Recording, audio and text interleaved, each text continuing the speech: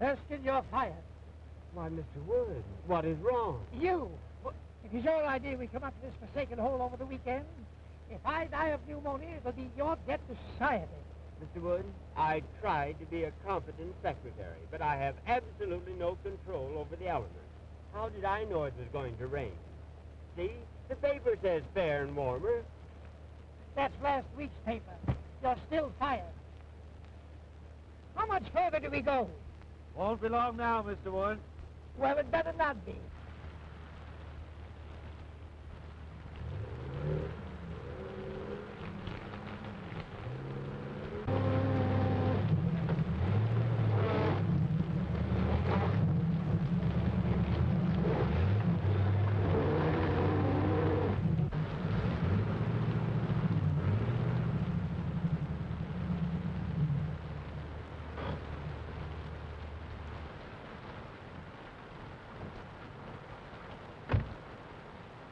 Something the matter?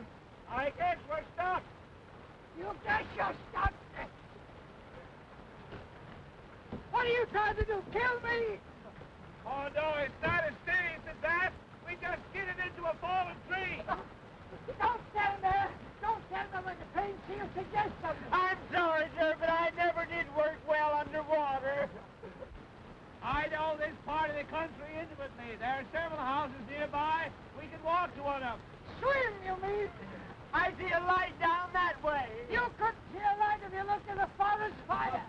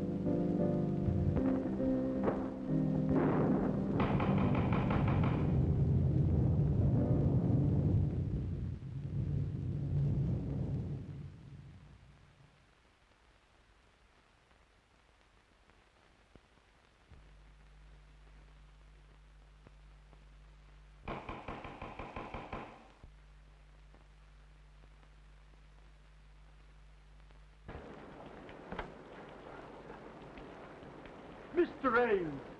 Oh, hello, Caraway. I'm sorry. I didn't recognize this as Dr. Kent's house. Just a moment, Ames. I don't know who this Dr. Kent is, but I'm getting out of the storm even if it's to be the missing link. Yeah. Coming in, Mr. Ames?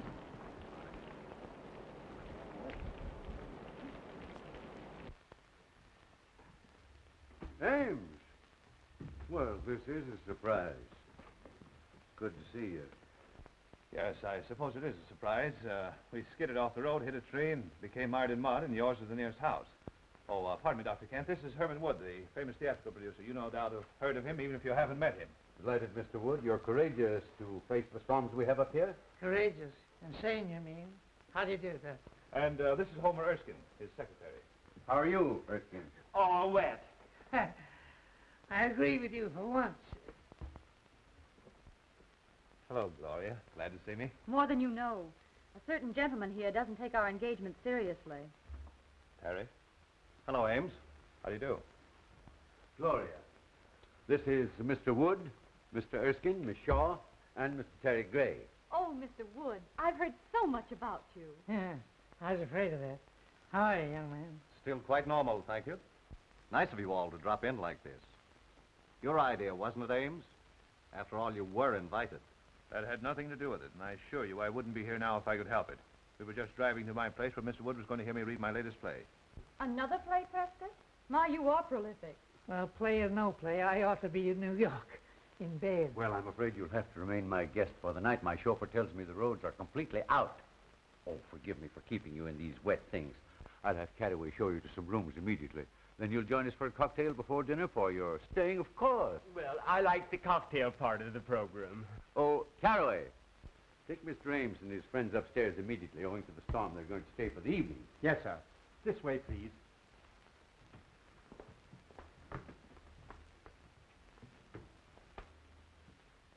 Who are you? Why, you tell her. I'm beginning to be uncertain of everything. Why, this is Mr. Wood. I'm Mr. Erskine, his secretary. I pity you so much. You're surrounded by tragedy and sorrow. Well, you are psychic, Beatrice. Mr. Wood is the greatest producer of tragedies and dramas in the country. You mean he was?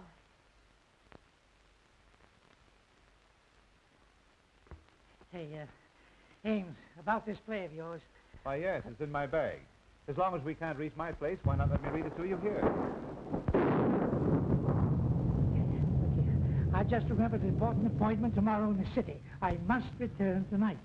Isn't that right? Yes, absolutely. He has to address the Travelers' Aid Society on the proper way to fold a timetable. My dear Mr. Wood, I would gladly assist you, but until the storm abates, there's no way of reaching the city. Well, we may as well accept the situation, Mr. Wood. We'll have a good dinner and then retire to Dr. Kent's study for a nice, quiet reading. Perhaps it'll make you appreciate my play all the more. They say a full stomach breeds tolerance. Well, something tells me I shall need it.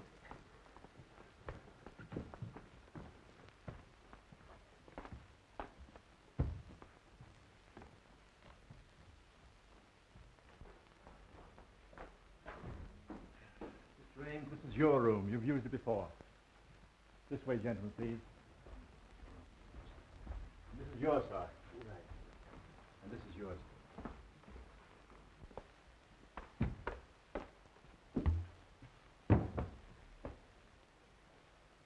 Just a moment. Have that coat dried out. Yes, sir. Right away, sir. Anything else, sir? Yes, close the door when you go out. Yes, sir.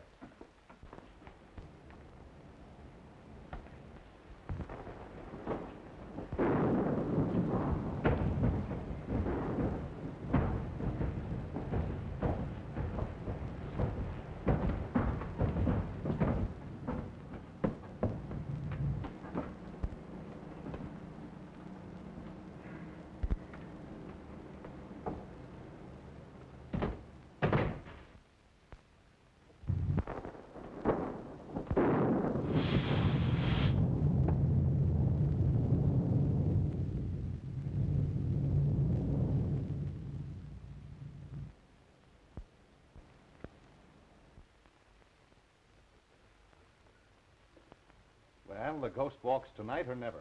You don't sound very hopeful. To the contrary. Not only hopeful, but brave.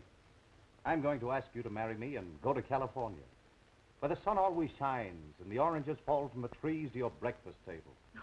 That's a beautiful picture on a stormy night like this. But with or without the oranges and sunshine, you know I won't marry you, Terry, because I love someone else. Terry! Pardon me?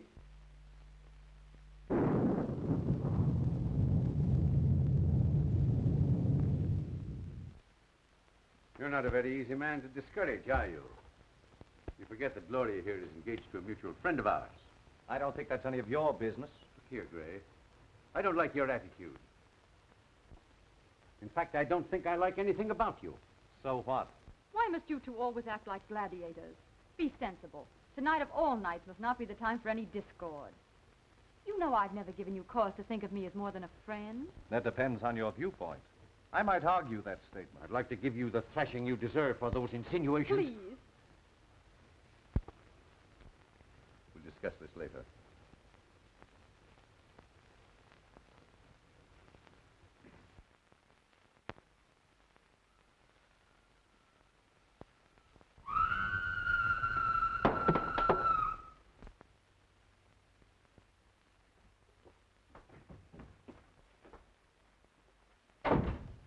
Erskine.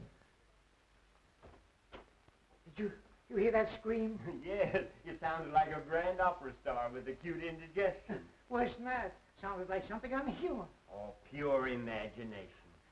If I allowed a noise like that to scare me, your voice would have killed me long ago. Look here. Are you trying to insinuate I'm afraid? I'm just nervous, that's all. What kind of a madhouse is this Oh, anyway? don't be so excitable.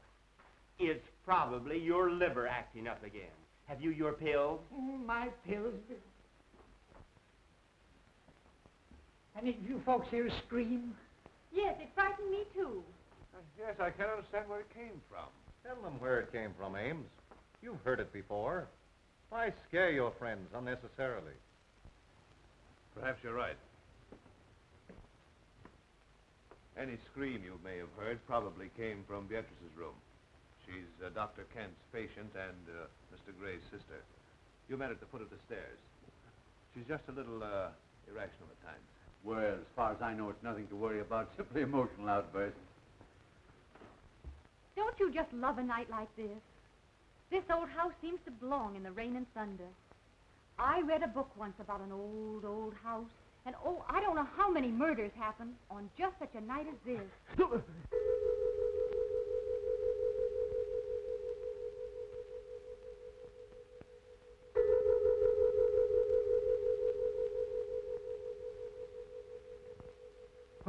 Was that the clock? Yes, I guess so. I think so. It must have been. But it's a union clock. What do you mean? Well, it strikes any old time.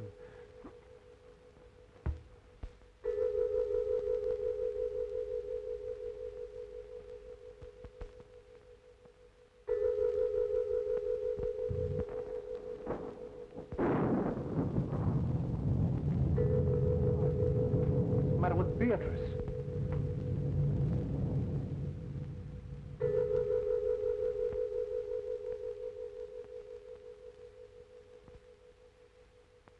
Yes, John. I am waiting for you. I am waiting.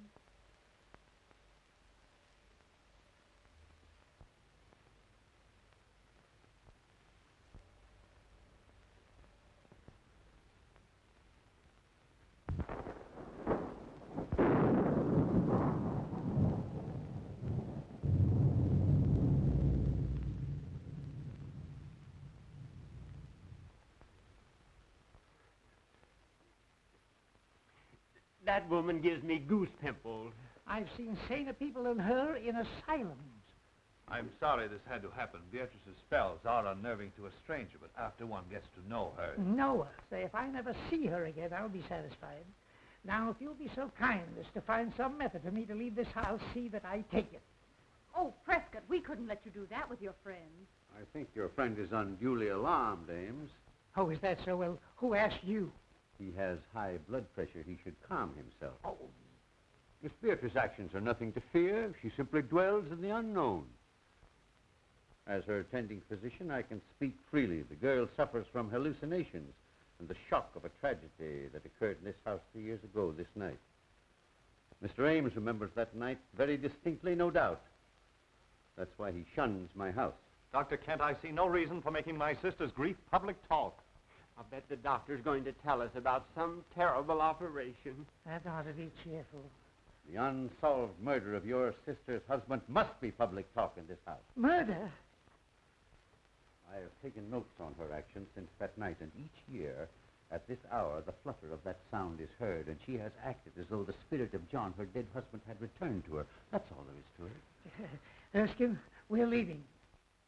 Dinner is served, sir. No, we're not. Ghosts or no ghosts, we're eating. We're leaving. You're disobeying my orders. No, I'm not. You fired me an hour ago.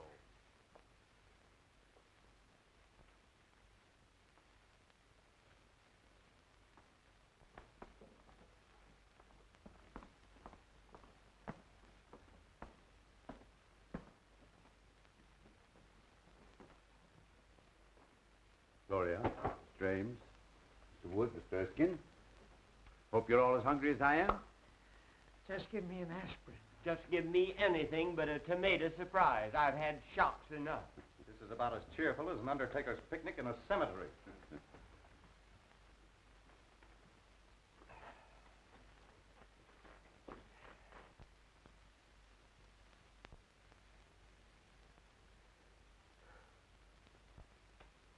You're right on time, John. I was so afraid you might disappoint me. Mr. Wood, I think you're right. We better leave, now that John's here. Yes, Erskine, I'm not a cowardly man by nature, but my nerves won't stand this any longer. That woman is dangerous. My friends, please. I regret these unusual disturbances, but I've experienced these same phenomena in my patient's presence before. There's nothing to fear from the dead. I believe in spirits, but only spirits. Hear me? Beatrice, please, your brother wishes you to restrain yourself. My dear brother seems frightened. As well he should be. Just like all the rest of you are. Please, Beatrice, there are guests here, friends of Mr. Ames. What do they mean to me? You, Terry Gray. You, Miss Gloria Shaw. And you, my delightful friend, know what that blood stain is.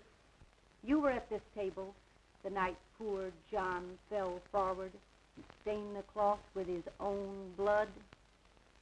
The night he was murdered. By one of you. Why, that's a lie. Open that door. Claire, I'll call the police. Oh, this is outrageous. Open that door. Unloosen that portal. I'm sorry, Miss Beatrice's orders are that no one leave. Jarvis is only partly correct. I gave that order. What's the idea? The idea, my friend, is to protect my patient's health. Any interruption might cause the loss of her sanity. You want the responsibility for that on your shoulders? I think you're as crazy as she is. Don't aggravate him. They're all dangerous. Everyone will please sit down.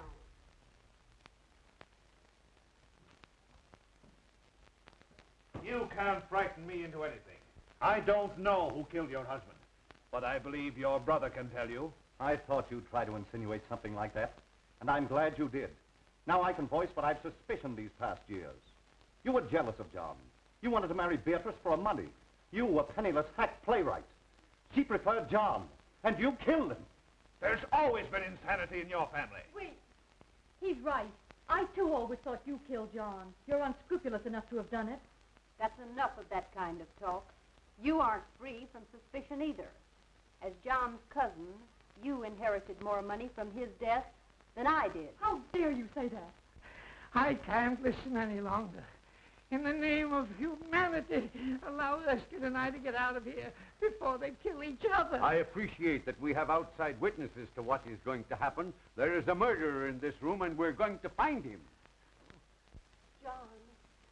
John, tell me the person who killed you. Speak quickly. Why don't you admit it? Hurry, before it is too late. You'll talk now or I'll break your neck. Lights! John! John! Speak to me, John! Jarvis, turn on those lights.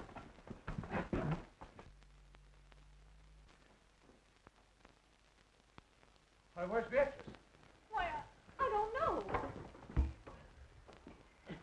Dr. Kent, I demand I be allowed to leave this room. And I'm with you. Remember my years of devotion to you. Divided we arrive, but united we leave. Of course, I'd give anything in the world if this hadn't happened. Jarvis, open that door. Oh, Mr. Wood, I'll see you later. You'll not see me later. Not for a month, not for 10 years. I'm getting out of here.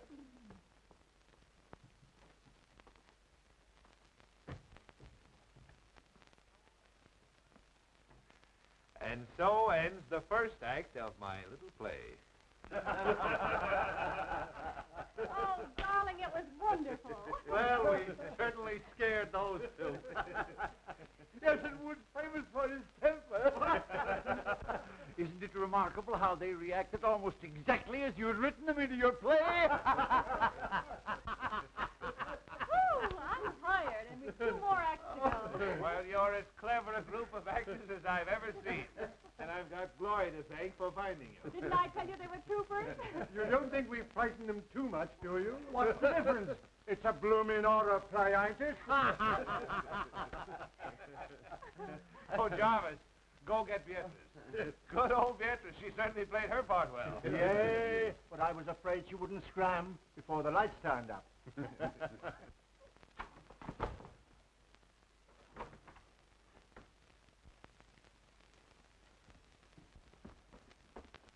Beatrice, are you hurt? Beatrice, what's the matter? Speak. She's dead. This is my room. No. And whoever it does belong to has a gun. A gun? No. Let's don't annoy. Oh, shut up. This may come in handy. A manuscript. The Ghost Walks by Prescott Ames.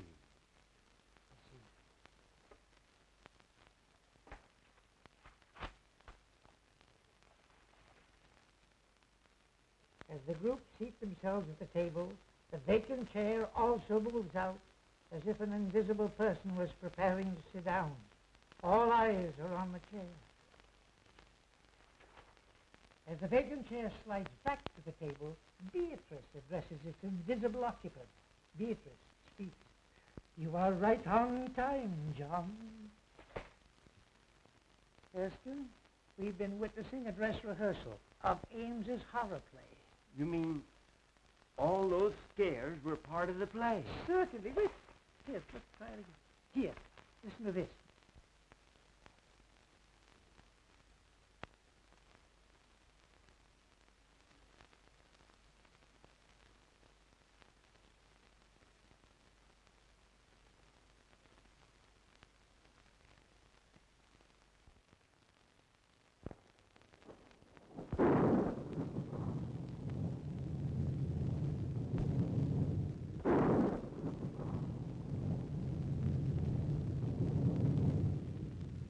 I'm afraid my play has been surpassed.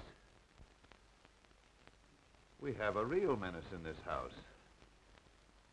Well, there was no one in the house but us, and we were all in the dining room. I know I was. That's right, because I was struggling with you. I was tending to the light switch. Yes, and I was at the table, as you all know. I was playing ghost. I was all over the room. But I didn't do it, I tell you. I didn't do it. Of course you did. Now, don't lose your head. Don't any of us. A death-like face slowly appears in the dark, ghostly white and pallor. The face seems to float as it reaches the table. Beatrice, hysterically. John! Lights out. Everyone remains where standing with the exception of Beatrice, who disappears through a door in the kitchen. So they thought they'd impress me with their phony theatricals, eh? Me, who staged the burning of Rome while the gladiators were being gored to death in the animal pits. I wasn't scared a bit. Neither was I. No, what are you doing under the table? Well, I was looking for you. Ridiculous. I hate cowards. When we get back to town, remind me to fire you.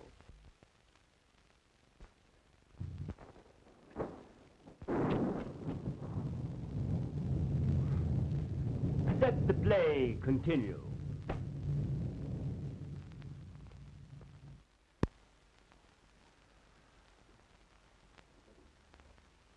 Now that the play is over, I'll have to tell Wood what's happened.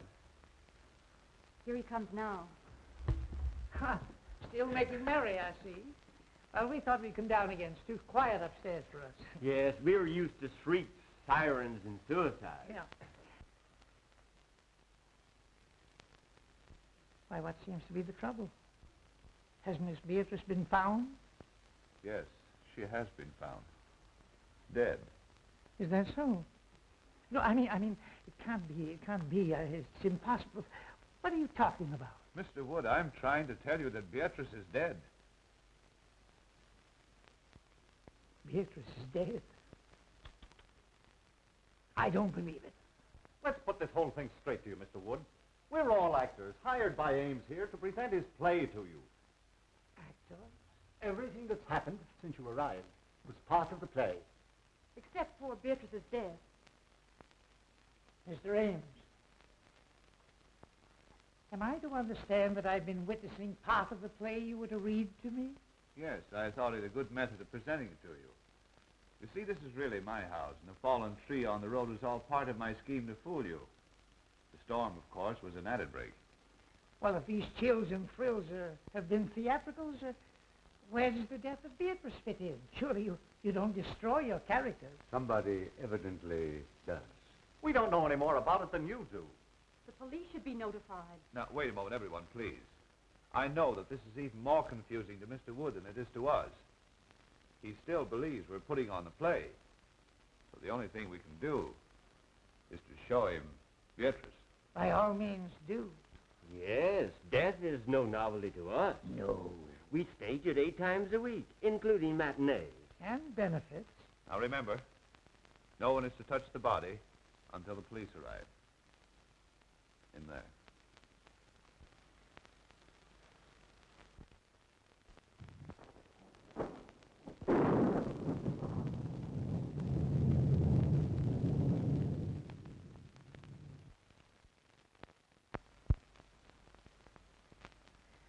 Well, where is she? I don't know. What could have happened? Well, you ought to know. You're the author. Impossible. I never heard of it. The place must be full. We gotta get out of here. Where can she be? Perhaps he just stepped out during intermission. Gentlemen, this is too serious for joking. She was on that divan 10 minutes ago, dead. You've got to believe it's for your own safety. Oh, and you think we're all in danger? We most certainly are. We've got to search this house and find Beatrice and a person who... I wonder who that could be. Well, we'll never find out until we answer. I will. We all will.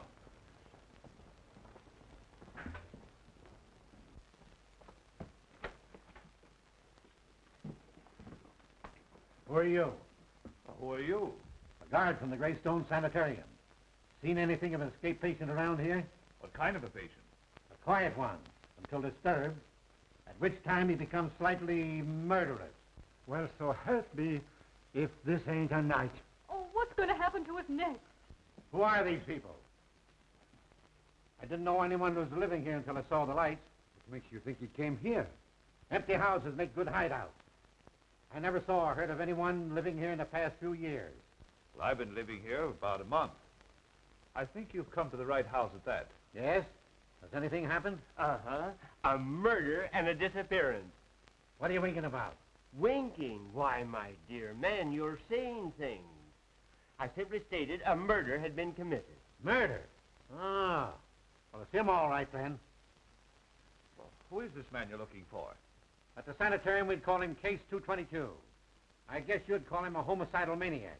A maniac? And you think he's loose in this house? Now, be perfectly calm. If my patient is here, and you scare him with hysterics, he might tear you apart to see what caused the excitement. Oh. That reminds me. Has anyone called this appearance? No. Well, that's a usual procedure, isn't it? Well, we forgot to, I suppose. But there's a telephone right here in the study. Telephone?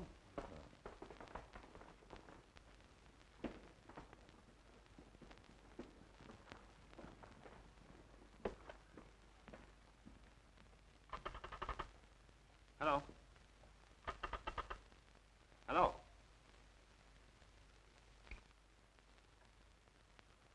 Cut. I suppose no one knows who did this. Why should we? You don't think it's fun to be isolated with a maniac? If the play calls for it, yes. Well, I don't know what the rest of you are going to do, but I'm driving into town for the police. Wait, it isn't safe outside. I'll walk with you to the garage. Thanks. I'll be right back. So those who want to go to bed are safe enough. Besides, it's easier to die in bed. Come on, Ken, let's turn in. It's as safe up there as here if we lock our bedroom doors.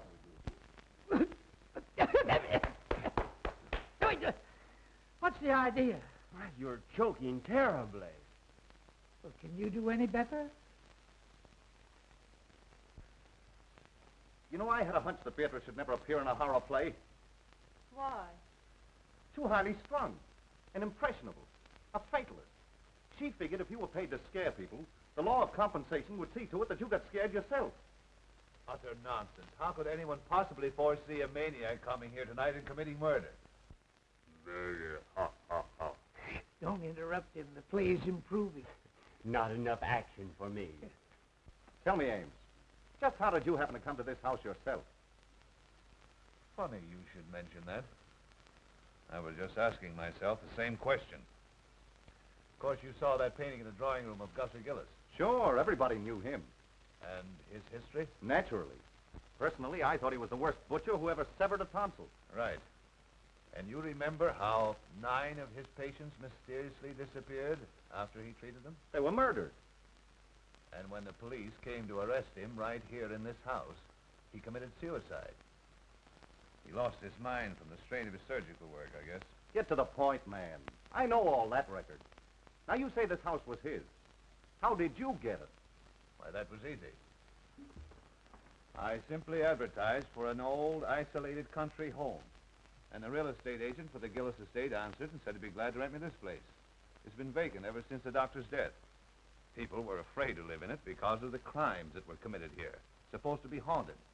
And the local people swear they've seen the lights go on and off in this house even while it stood unoccupied. Well, the rest of the story is short. I wanted to write a play in the same atmosphere he had lived his ghoulish life, so here I am. I'll bet he'll come back to haunt you for this. Jarvis get away all right? Yes. There's no one around the ground, so I think I'll search upstairs. I'll go up, too. I'm going to bed. And I'm resigning from your cast. You playwrights are all screwy. I take it that this ends the second act. Now, if you don't mind me saying so, I think your play is rotten. Well spoken, Erskine. Forget about being fired. Let's go to bed. Yes, go to bed, Mr. Wood, and get some sleep. You insist the play is still on, but we've tried to tell you that it's ended in a tragedy. Good night, sir. Good night, Miss Loren. Good night. Ames? Good night. Be sure and let us know if anyone else is murdered. I can't convince those fools. They insist we're still playing for their benefit. Oh, I wish we were out of this dreadful house. First it was Terry pestering me, and now this awful tragedy of tonight. Don't worry, dear. You look all worn out. You get some sleep, and I'll see that nothing disturbs you. Oh, I'm too frightened to sleep. Tell me the truth. Who do you think could have killed Beatrice, and where do you think she could be? Well, personally, I believe it was just a burglar who's long since disappeared. Then why would he steal the body? Oh, to cover up the crime, I suppose. Now, you go to bed, dear.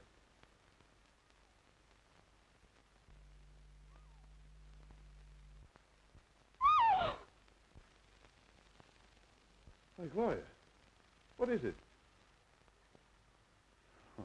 You poor kid, your nerves have completely gone.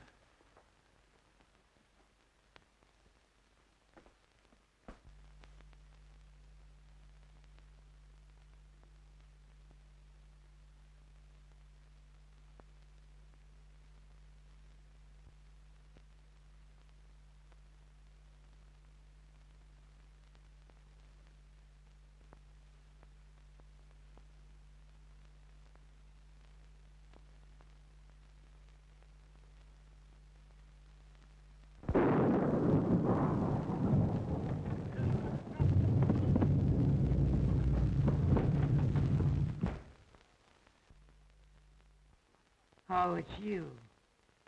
I ought to pull the trigger at that.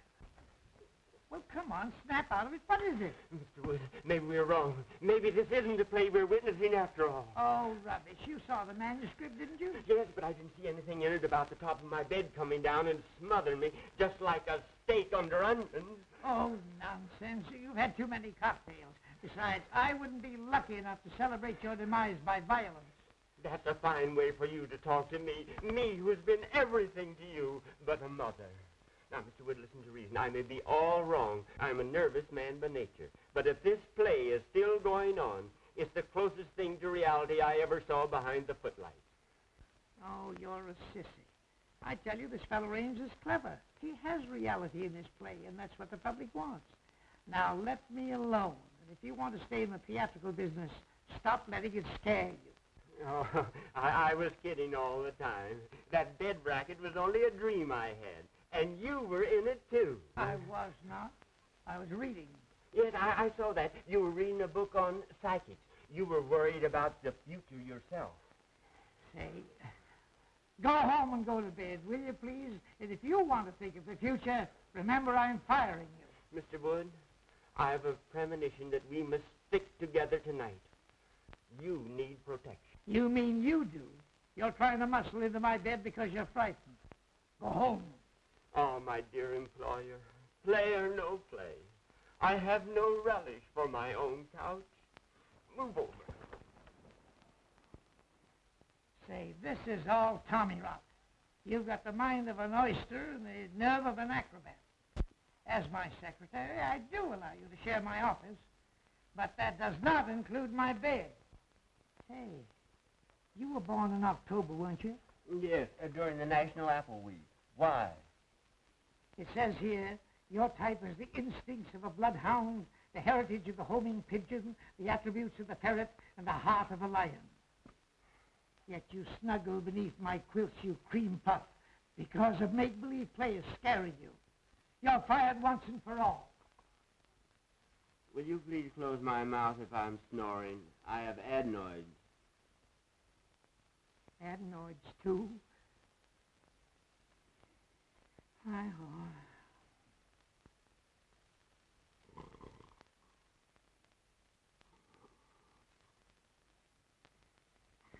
Homing pigeon, ferret, lion. I'm sleeping in a zoo.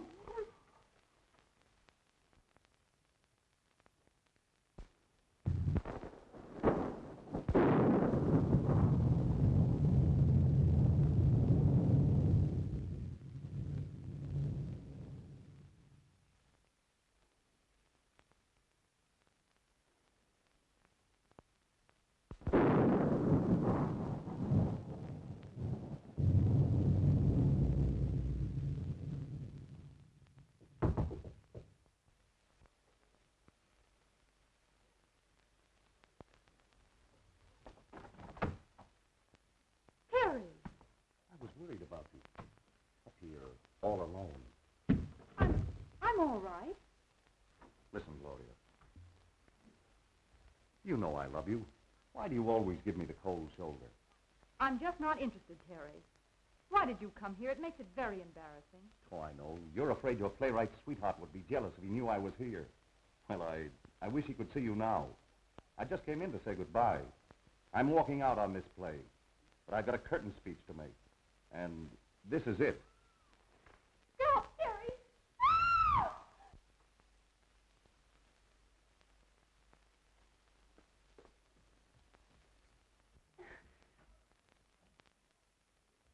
Gloria! Gloria! Are you fool? Now see what you've done. I'll hide in that closet until he goes. If you tell him I'm here, I'll say you invited me. Understand? Well, darling, what frightened you? I saw a man. Oh, where was he? He came in that door. I screamed and he went away. Oh, you poor kid, what a nervous escape you had. Wonder what that screaming was about. There's a light in Gloria's room. Let's see what's up. You take it easy. I'll find the guard. We'll search the house again. What's happened? We heard screams. Someone tried to break into Gloria's room. What? Who? I don't know. Here comes the guard.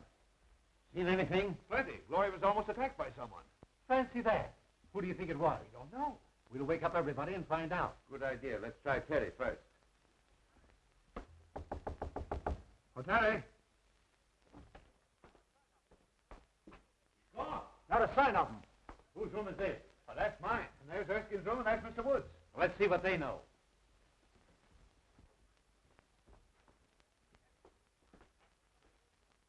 Empty. Darn the luck. I wonder if that maniac could have tried Woods' room before my mind snaps to. Eh? Oh.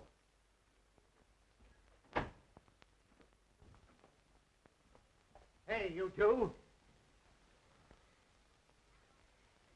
Get out of here. My office hours are from 10 to 4. Seen anything strange in here? Yes, here's an exhibit that ought to be in a museum. What are you doing in here? I was sleepy. Is the play on again? No, we're just having a roll call. Well, consider us absent. Terry. Terry, come out.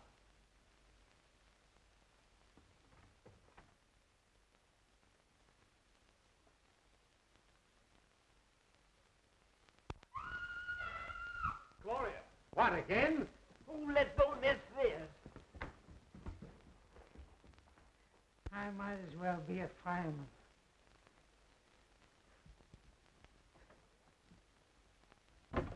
Gloria, what is it, dear? It's Terry. He was standing right in that closet. He's disappeared. Well, what was Terry doing in your closet? He was hiding. From whom? Why, Oh, pardon me. Oh, no, please let me explain. It isn't necessary. I think I understand.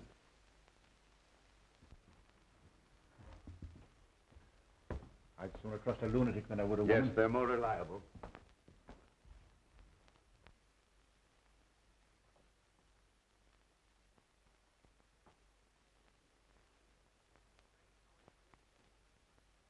Strange how anyone could disappear from behind a nightgown. You couldn't from behind my cousin's.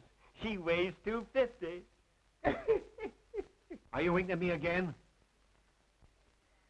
Say, let's go down and get a drink. This isn't a horror play, it's a bedroom farce.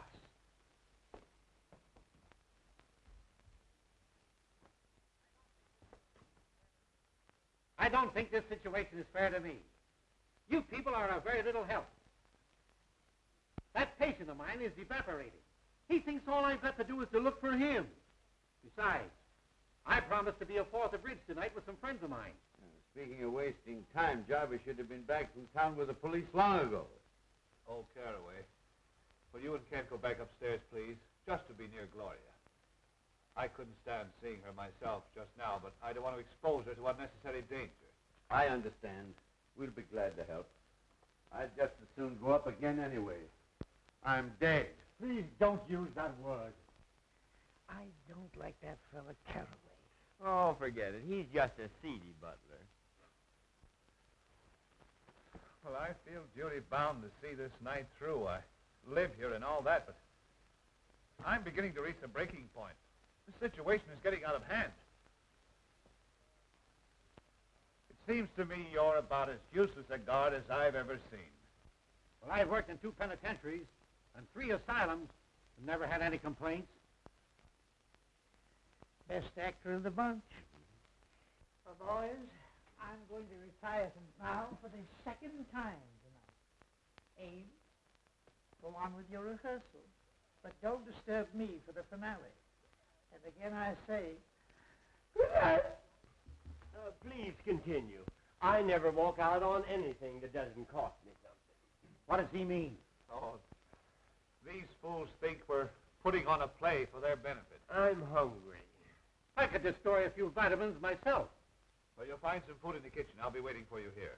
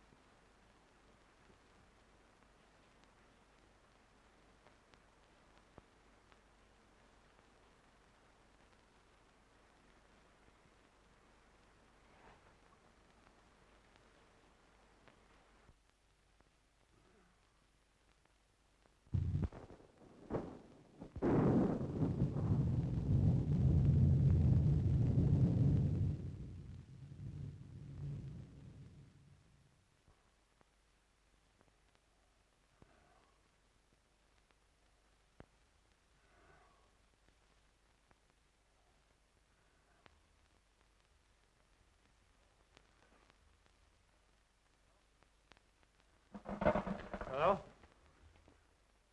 What are you doing down here? Why, I just came down to get some cigarettes. Well, you shouldn't have left Gloria upstairs alone. Well, I'm not her guardian. If you're so anxious about her, why don't you go upstairs and play watchman yourself? That's just what we're both going to do.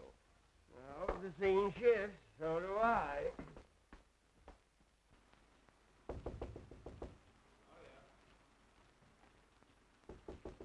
Gloria?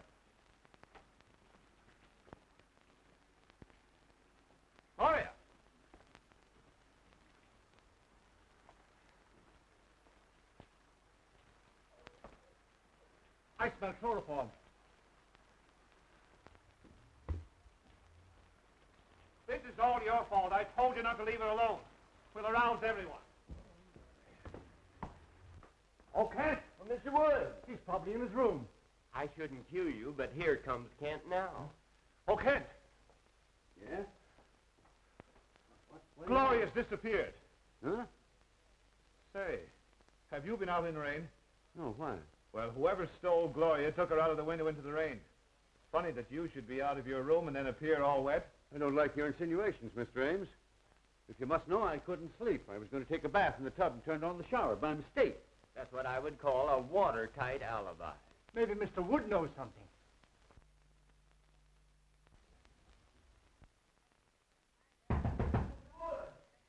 I'd have more privacy in a convention hall. Come in. Mr. Wood, some gentlemen to see you. Have you seen Gloria? She doesn't seem to be here. Why? Gloria has been kidnapped. Goody, goody. I say, that's beastly rude of you. They accuse me, but I think Teddy's the guilty one. He's gone, too. They've got to search the whole place over again. Get up and see the fun. It's better than looking for a good candidate before an election. Not me. I'm staying right here. Now, if they don't stop this fool play and get out of here, I'll rid the world of the entire cast. All right, stay here. I hope you're the next victim.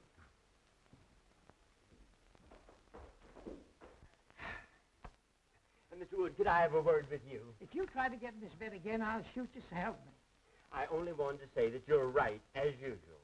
The play is still going on. Of course I'm right. I know the theater like Barnum knew his elephants. And I'm not cross with you, Erskine. In fact, I'm going to raise your salary. Thanks. People don't disappear every 5 minutes in real life. Unfortunately, some don't. I'd like to get some sleep. But the play... Earn some of the money that I pay you by watching it for me. Why, I thought you fired me. Not till we get back to town. Now, shut up and get up. Guard! Guard! Huh? What do you want? Fine help you are. Gloria's been stolen. You're standing around here eating chicken. Well, one must eat occasionally. What makes you think the lady was stolen? Rather an antiquated way to acquire a woman, isn't it? Oh, shut up. Her window was open. She must have been taken out of the house. I'm going to search the grounds. I'm with you, Ames. Hey, you, come here.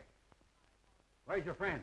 If you mean my honored employer, he's upstairs in bed. I think I'll go up and look him over. There's something queer about you both. He winks at you and you wink at me. Huh. And I don't like it.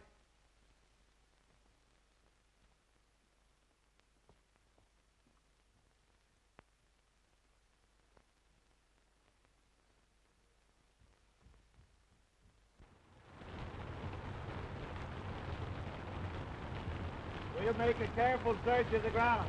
You go that way, now go this. We'll search the house and I'll meet you front. Right.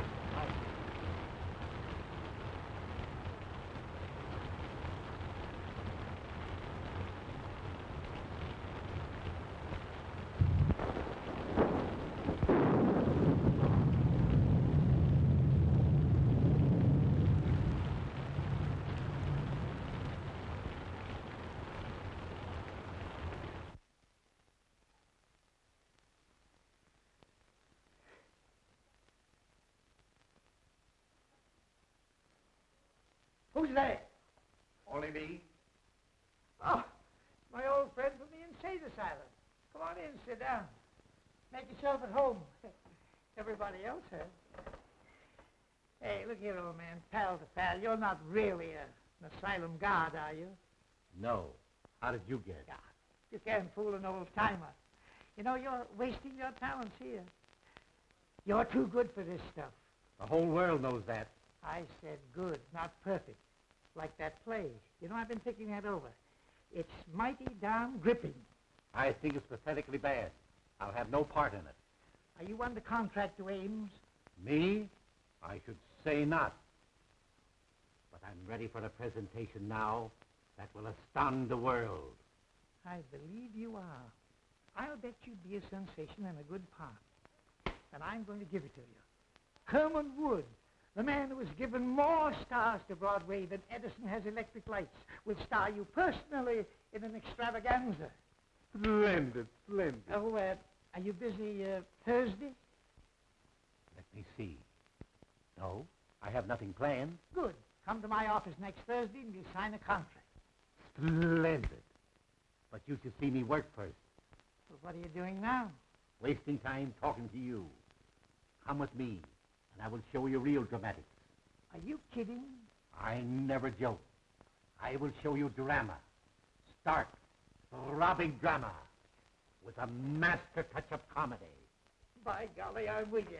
Just wait till I get my slippers. Don't forget, Thursday. Come.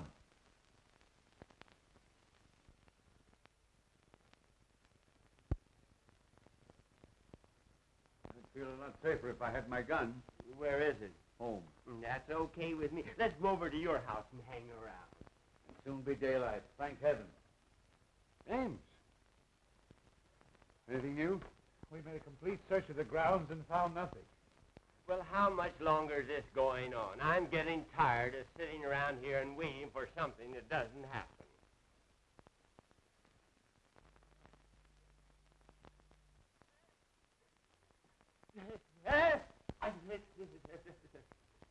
The picture.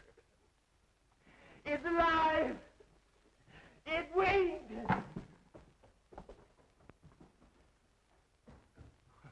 What's the matter with him? He must be balmy.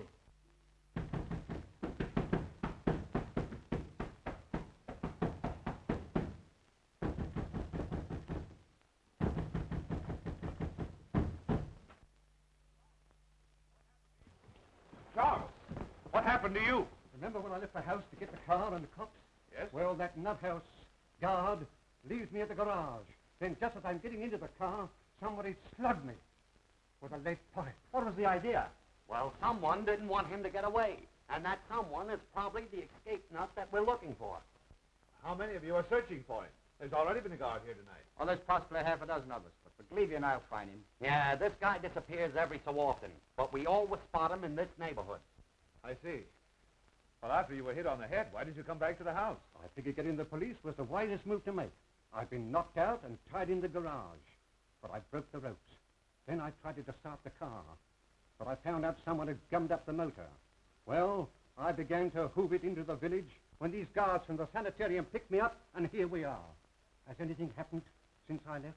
Yes, Gloria's been kidnapped and Terry's disappeared. And now that Erskine person's gone violent. Oh, yeah?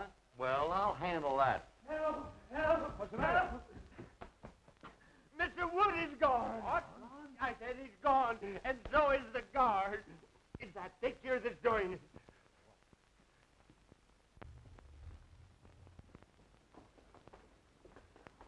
Oh, what's the matter with it? Its eyes moved. It glared at me. Why, it's as solid as the wall. You're daffy. Those eyes never stared out of nothing but a paint pot. I say someone looked out of that painting. Okay, brother, we'll soon find out who's nuts around here.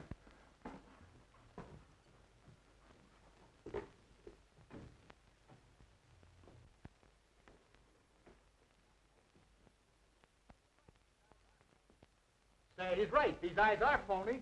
What'd I tell you? Now who's that? Hey, there's a passageway back to this. A passage.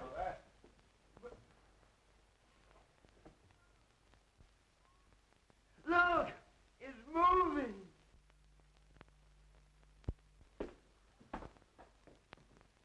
That's how Beatrice disappeared from this room. Well, I'm going to find out where it leads to. I'll go with you. Be careful. It looks dangerous.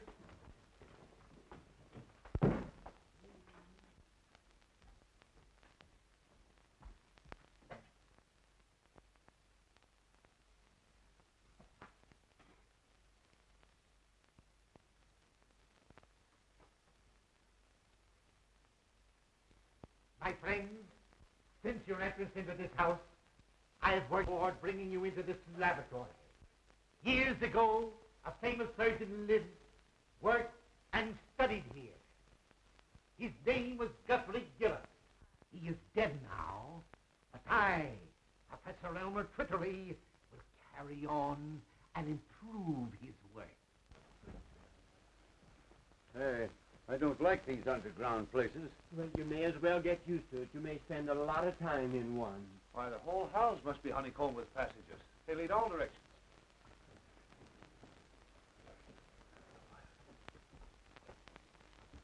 I am the greatest genius you have ever seen. I have mastered my work. Work that has produced power almost divine.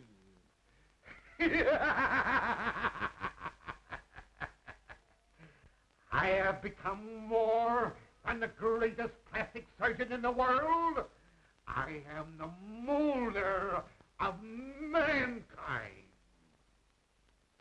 I have reached a great decision. That is why I've allowed you all to trespass upon the seclusion that I have enjoyed in a supposedly deserted house. I discovered this old house of Dr. Gillis's on one of my many escapes from the sanitarium.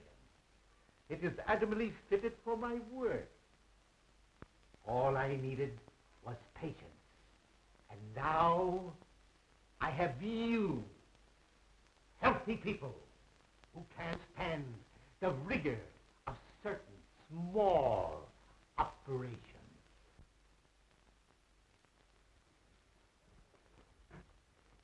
Now, wait. This looks like a door.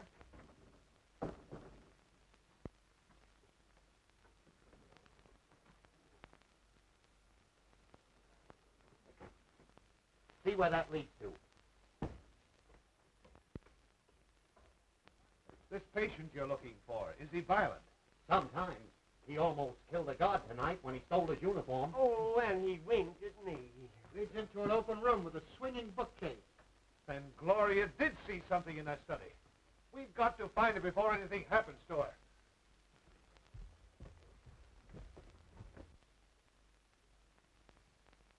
It seems to me this is the fluid I used to paralyze the mice with yesterday. I think I meant to use it on your friend Beatrice. But somehow I became somewhat confused. So now the poor girl is dead. Forgive my stupidity. I will be more careful to see that you don't suffer the accidental death she did. I have brought back the spark of life. I am colossal. Oh, my head aches. Take that smelling salts away. You're choking me. I am awfully embarrassed. I thought I killed you, but I only gave you a headache.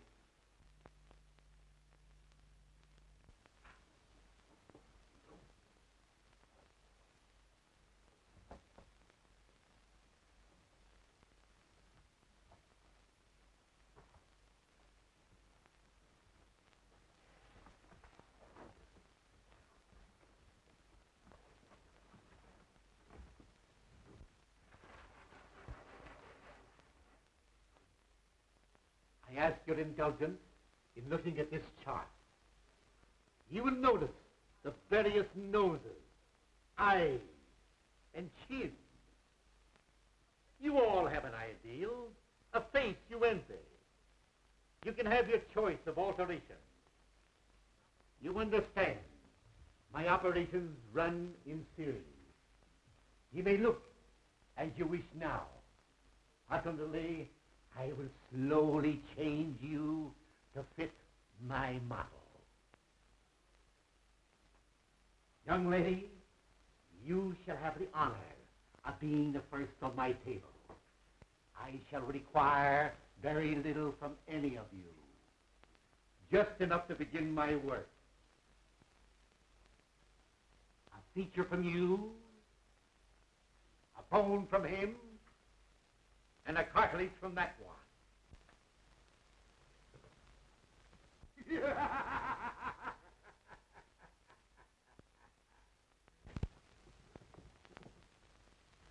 It's the guard. It's Professor Twiddly, the guy we're looking for. Then he's the nut. Well, he's dangerous. Let's get him. Wait a minute. Better not get him excited. I know how to handle him. Hello, Professor. Why, Mr. McLeavy, what are you doing here? Can't you see I'm busy? Sure, but you've got to come home with us. It's important. Home? Is there anything wrong?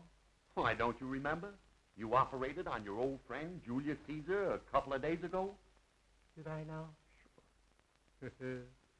Funny, I forgot. How'd it turn out? Not so good. That's why we have to hurry back. You see, he got tired of his Roman nose, so you grafted on a new one. But you put it on upside down. And on rainy nights like this, the poor fellow can't go out for fear of drowning. My. We'll return at once. Poor Caesar must be miserable.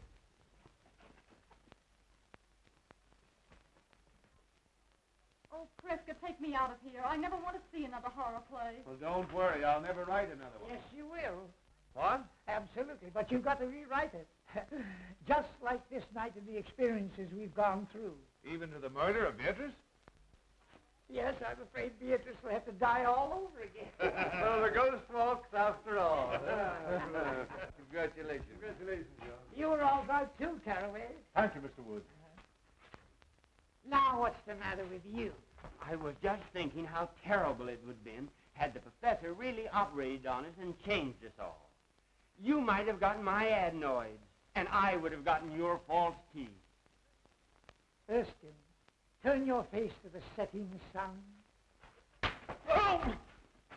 What's the idea? Don't forget, you're fired. Oh, Mr. Wood. Come.